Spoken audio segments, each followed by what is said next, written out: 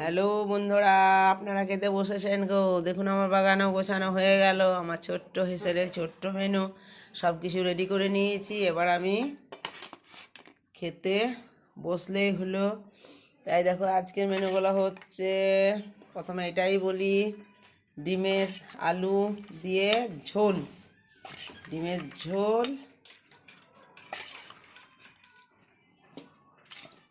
দিকে একটু দিবি, বেশি দিবি না। ডিমের ঝোল আর হচ্ছে ফুলকপি, বেগুন, আলু, মূলো দিয়ে, পটল দিয়ে একটা পাঁচমিশালির তরকারি। এটা হচ্ছে পাঁচমিশালির তরকারি। আর এখানে আছে পেঁপে ভাজা, কুমড়ো ভাজা। এই দেখো, পেঁপে কুমড়ো ভাজা আর একটু করে আচার নিয়েছে।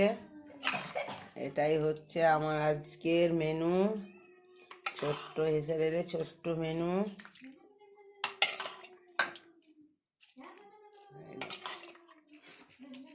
সব কিছু আমি রেডি করে দিলাম, হয়ে গেল।